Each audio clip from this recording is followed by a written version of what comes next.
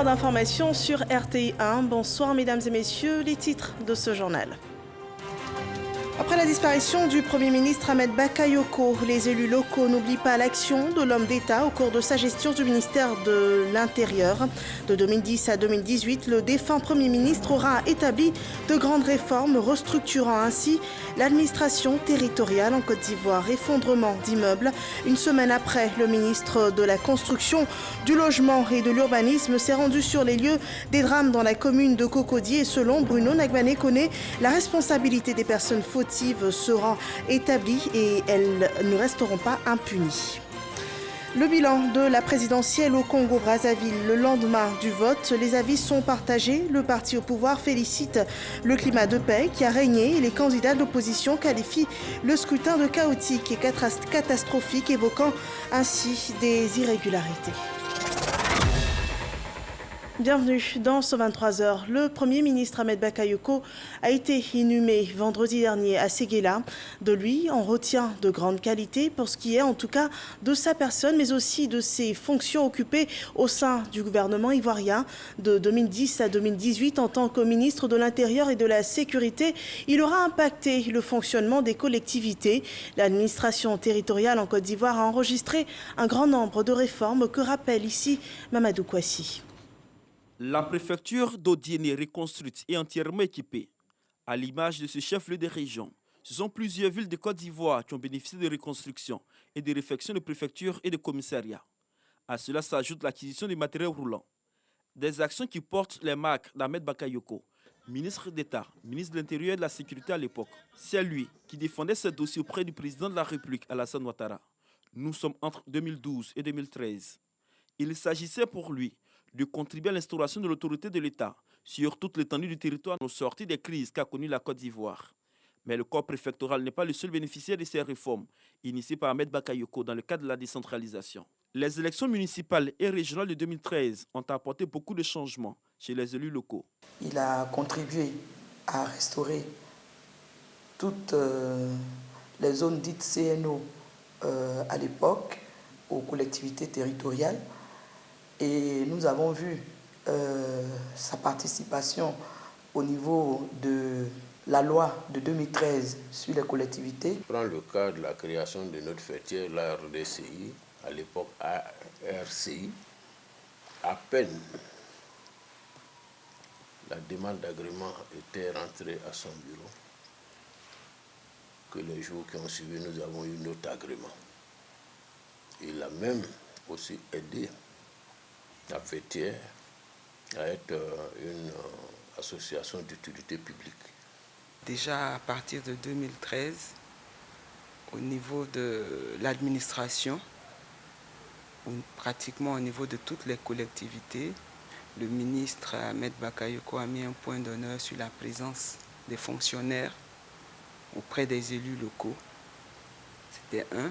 Deuxièmement, toutes les mairies qui avaient été éprouvées par cette longue crise militaro-politique qu'on avait connue, en moins de 2 ans, Ahmed a travaillé à rééquiper toutes ces collectivités, à mettre en place toutes les entités qui permettent aux collectivités de fonctionner, c'est-à-dire les préfectures, les sous-préfectures, les commissariats. Nassireba Touré, maire de la commune d'Odiéné et premier vainqueur du prix d'excellence du meilleur élu local, se souvient encore de l'apport de ce prix initié par Ahmed Bakayoko. C'est un prix qui m'a galvanisé, qui m'a boosté et qui m'a permis de mieux faire. Et je peux dire que ça a payé puisque j'ai été réélu pour un deuxième mandat en 2018. Aujourd'hui, à Luvikosi, Union des villes et communes de Côte d'Ivoire, l'on se souvient également des efforts consentis par le ministre d'État, ministre de l'Intérieur et de la Sécurité à l'époque. En tant que ministre de l'Intérieur, a contribué à la reconnaissance de l'Union des villes et communes en tant qu'association d'utilité publique, ce qui nous donne droit aujourd'hui à une subvention pour nos actions en faveur des villes et communes de Côte d'Ivoire.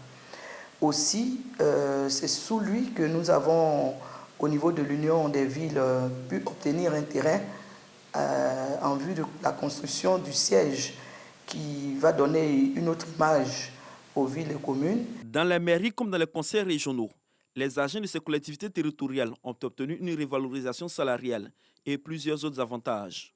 Depuis 2013, le nombre de régions a atteint les 31 et le nombre de communes est passé depuis 2018 de 197 à 201.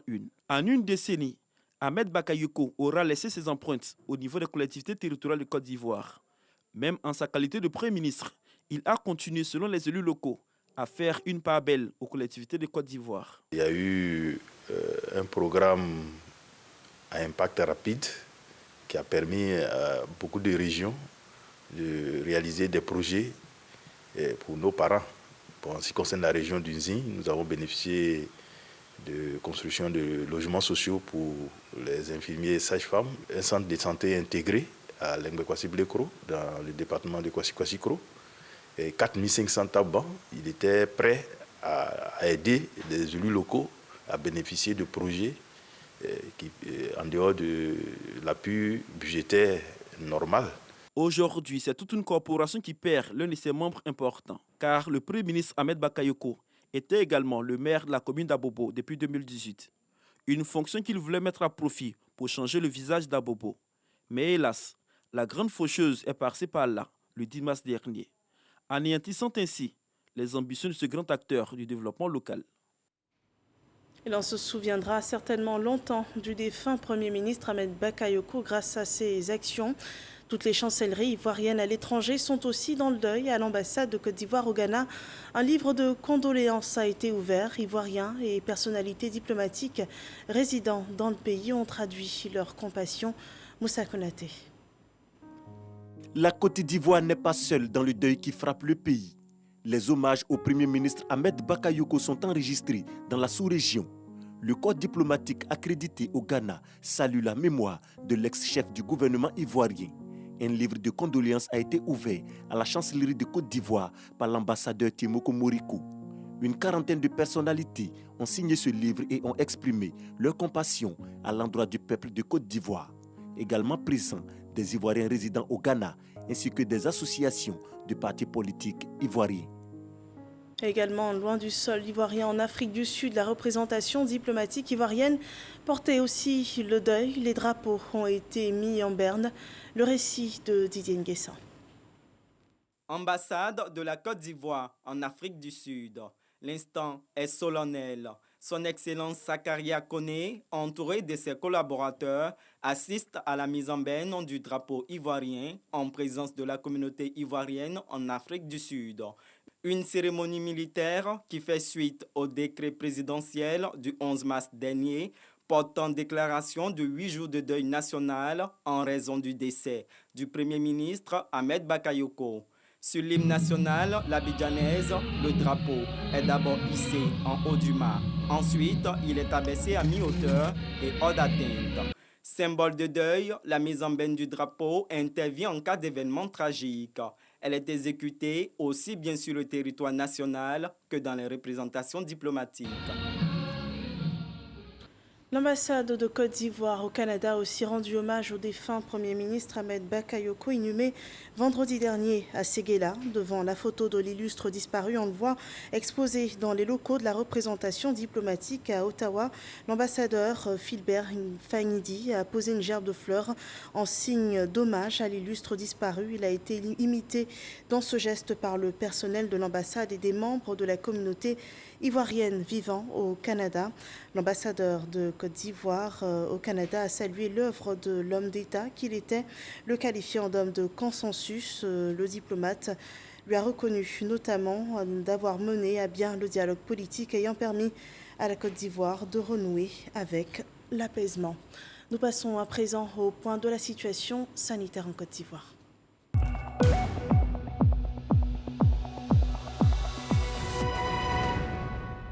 Ce 22 mars, 291 nouveaux cas de Covid-19 sont enregistrés par le ministère de la Santé et de l'Hygiène publique. Également, 107 nouveaux cas de guérison et 2 cas de décès sont également sur le bilan Covid de cette journée. En comptant tout, en Côte d'Ivoire, 40 601 cas confirmés, dont 36 502 personnes guéries, 222 personnes malheureusement décédées. Il reste encore 3 877 cas actifs.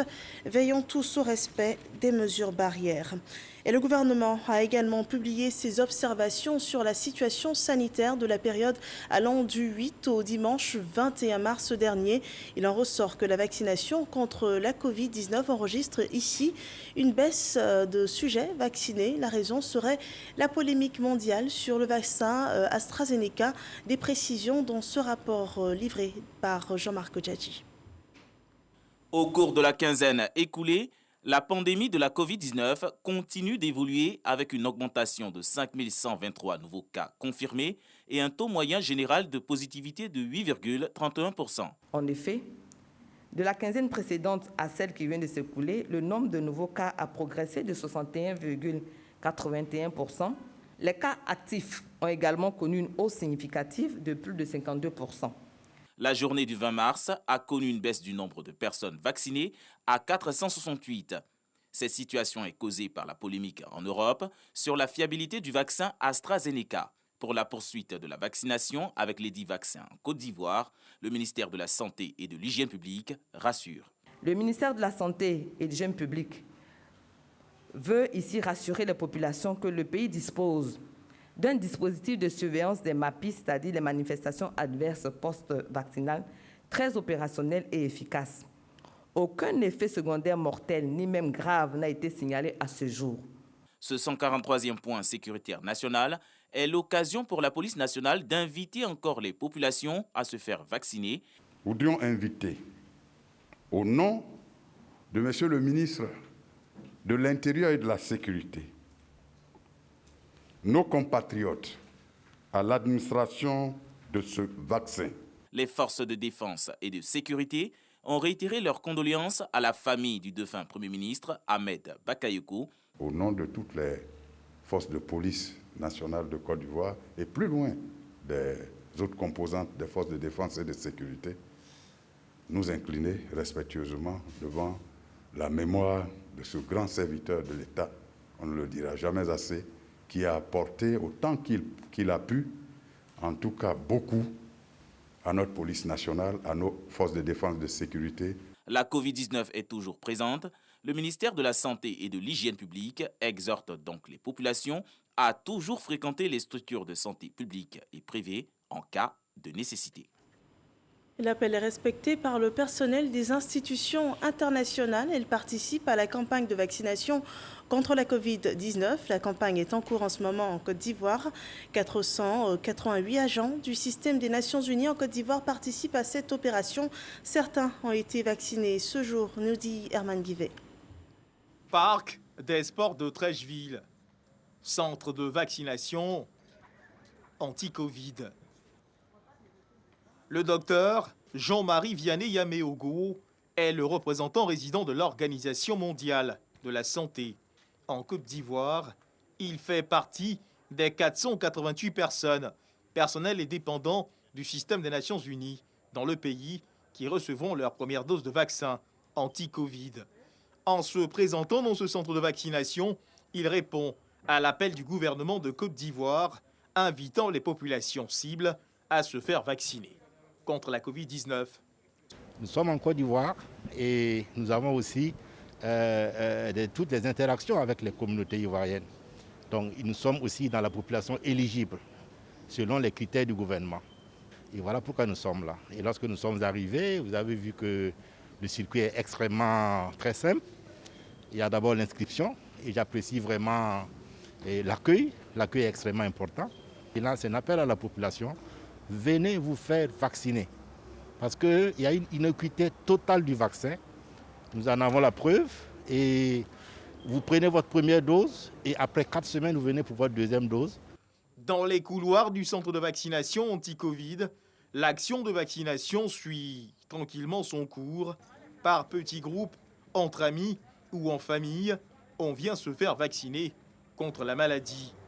C'est au tour d'Angèle Djorossou, représentante du Haut Commissariat des Nations Unies pour les réfugiés en Côte d'Ivoire, de recevoir sa première dose de vaccin anti-Covid. Quelques secondes suffisent et la voici vaccinée contre la maladie. L'étape vaccination est tout à fait salutaire parce que ça fait partie des mesures pour se protéger et pour protéger les autres. Et donc je dis bravo au système des Nations Unies qui l'a mis en place aux côtés du gouvernement de la Côte d'Ivoire. Le système des Nations Unies en Côte d'Ivoire dans son ensemble, mobilisé pour prendre part à cette campagne de vaccination. Philippe Poinceau est le coordonnateur résident du système des Nations Unies pour le développement dans le pays. Nous sommes venus avec plusieurs chefs d'agence du système des Nations Unies qui correspondent aux critères établis par le gouvernement, c'est-à-dire soit plus de 50 ans ou présentant des pathologies à risque pour nous faire vacciner. Voilà, donc c'est un moyen pour nous de montrer l'exemple et d'inviter toutes celles et ceux, et ils se reconnaîtront, qui tombent dans cette catégorie fixée par le gouvernement, de venir et participer à cet exercice de vaccination nationale. Je crois que cet exercice est nécessaire. Ce n'est qu'à travers une forte immunité collective que nous allons pouvoir nous débarrasser en quelque sorte de cette pandémie et de ce virus qui circule. Le vaccin terminé, tous se conforment à la phase de mise en observation. Histoire de s'assurer que tout va bien, ils passeront sans problème cette phase d'observation avant de brandir fièrement leur certificat de vaccination qui confirme qu'ils ont reçu leur première dose de vaccin anti-Covid. Et avec la Covid-19, les récurrents effondrements d'immeubles sont une cause de mortalité dans notre pays. Ce lundi, le ministre de la Construction, du Logement et de l'Urbanisme a levé le ton. Désormais, toute construction illégale sera l'objet de saisine du procureur et les contrevenants subiront la rigueur de la loi. Jean-Luc Bambo. Des véhicules irrécupérables, totalement engloutis par les gravats. Des gravats qui proviennent de cet immeuble à la Riviera Bonoumé. 3 balcons se sont détachés pour se retrouver au pied du bâtiment. On a entendu un bruit, un très grand bruit. Et quand on a regardé, par les fenêtres, on a vu que les voitures étaient sous les briquets routes. Donc on a couru. Le premier réflexe était de sortir du bâtiment parce qu'on ne savait pas au juste qu'est-ce qui se passait. Il n'y a pas eu de perte en vie humaine.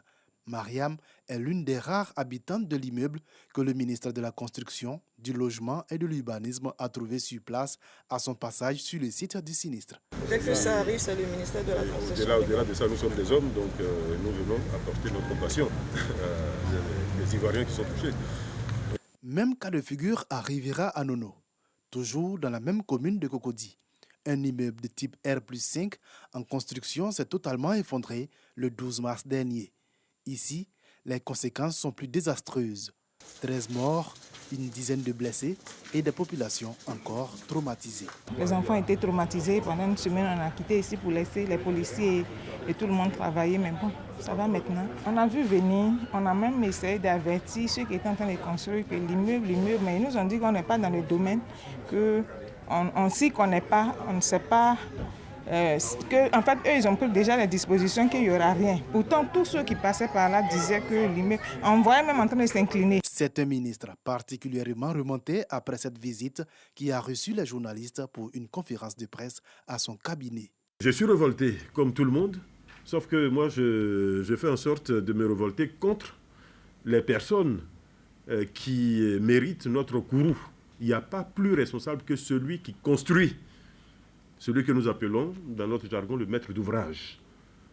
C'est lui qui a la première responsabilité de la sécurité du bâtiment. J'allais dire, d'abord, c'est son intérêt à lui. Si c'est lui qui va habiter le bâtiment, c'est son intérêt à lui.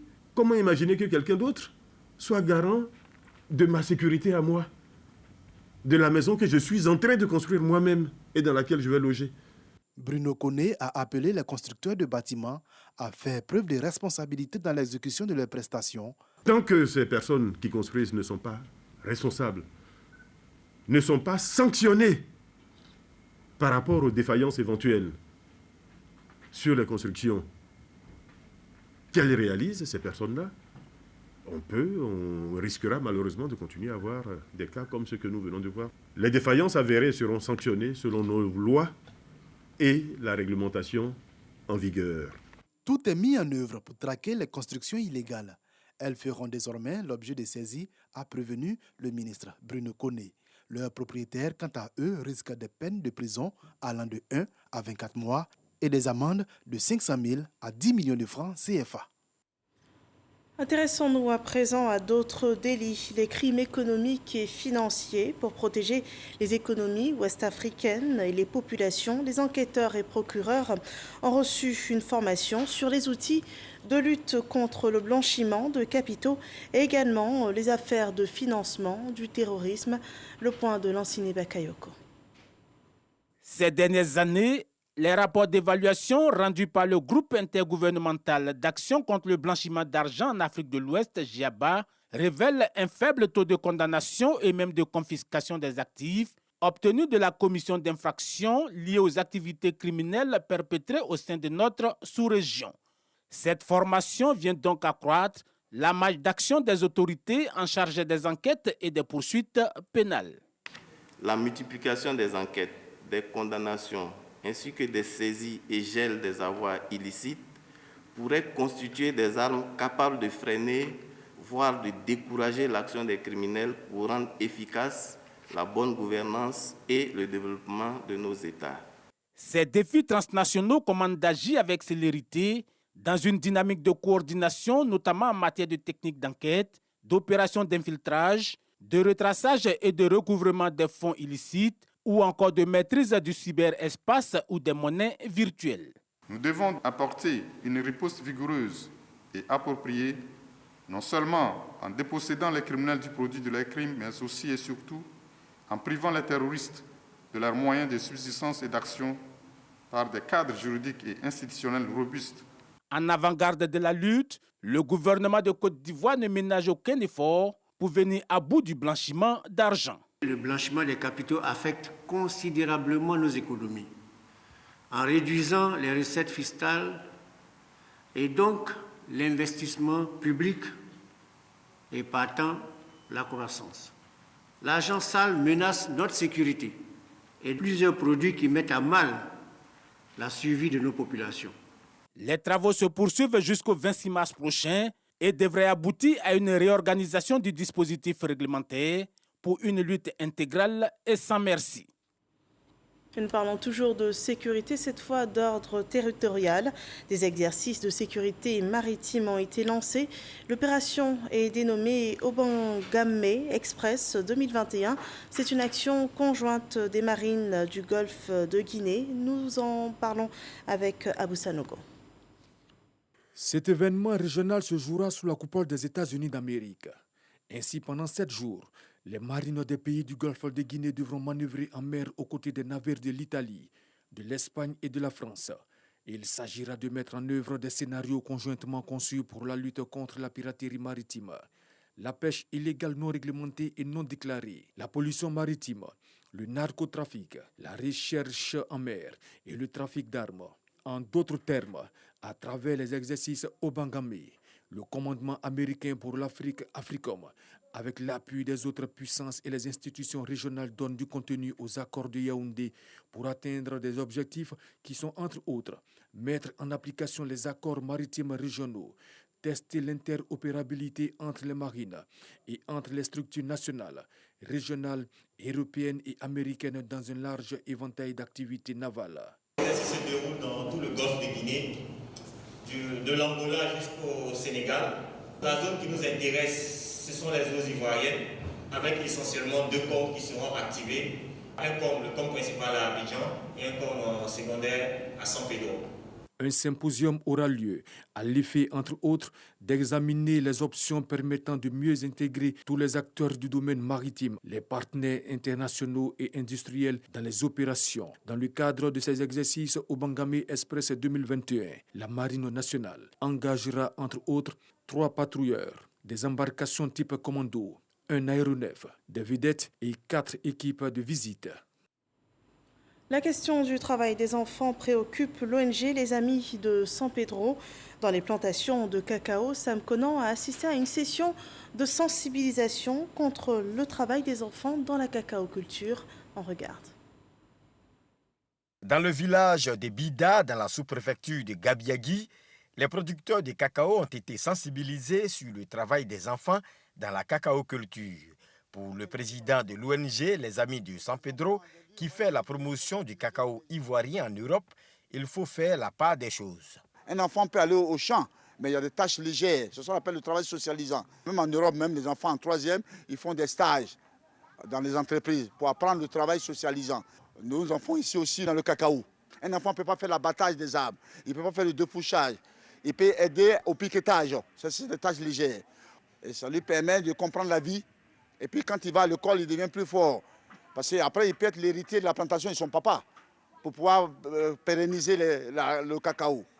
Le fait de venir nous dire que nos enfants ne doivent pas travailler assez dur dans nos plantations, nous pensons que c'est une bonne chose. Il faut sensibiliser dans ce sens-là. Les enfants ont le droit d'aller à l'école.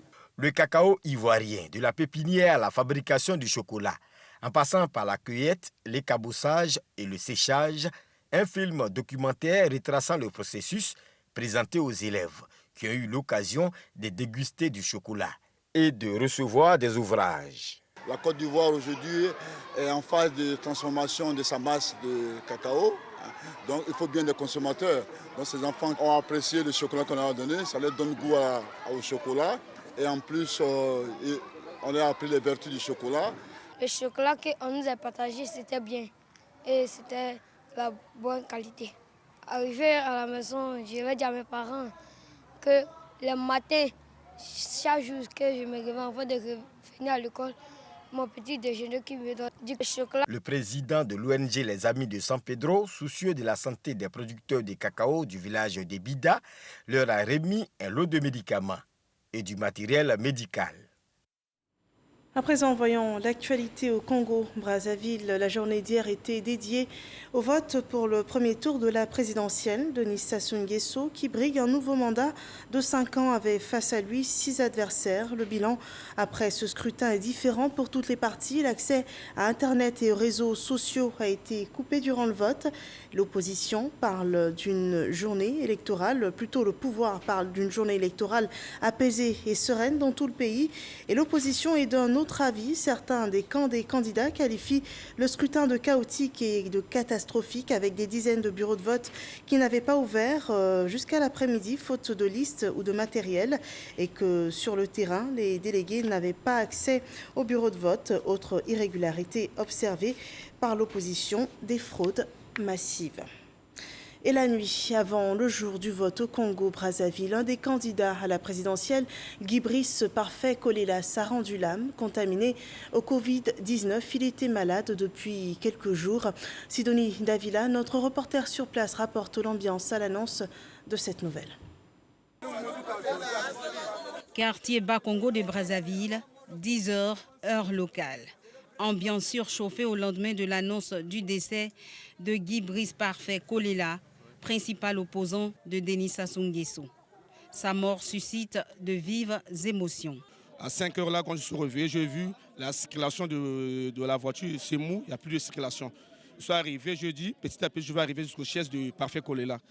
Quand je suis arrivé aux chaises de Parfait Kolelas, j'ai vu la foule jusque sur la ruelle. J'ai demandé la nouvelle, si c'était mensonge. Après, il m'a dit, on a perdu notre leader. Il y a quelques jours, ses militants et leurs leaders étaient ensemble lors de la campagne présidentielle. Ils n'en reviennent pas. Certains se sont retrouvés devant son QG pour exprimer leur colère. Très. Ça a eu plus que le mot très même. Très en colère. Pourquoi? Je dis bien pourquoi? Et aujourd'hui, on voit la police partout. Je ne sais pas c'est quoi. Nous, on est en deuil. Nous, ce n'est pas la guerre. On ne veut pas la guerre. On ne crée rien. On est déjà morts nous aussi. Donc, et puis notre parti, même si le président n'est plus avec nous, notre parti existera toujours. Les membres du staff du candidat de l'Union des démocrates humanistes, UDH, Yuki, se sont retrouvés au siège du parti et ont produit Une déclaration pour appeler au calme. Le bureau politique présente ses condoléances les plus émues à sa très chère épouse, aux enfants et à la famille de l'illustre disparu. En outre, le bureau politique exhorte l'ensemble des Congolais au calme, à la méditation et de demeurer à l'écoute des directives et orientations du parti. Décédé ce lundi du Covid-19, le candidat du changement Guy Brice Parfait Kolela, 60 ans, part sans connaître les résultats du scrutin présidentiel et pour lequel il a encouragé ses militants à participer massivement. Voilà, et nous terminons ici ce journal. Merci de nous avoir suivis. Retrouvez à 6h30 Régis Kofi pour un autre point sur l'actualité sur RTI 1. D'ici là, portez-vous bien.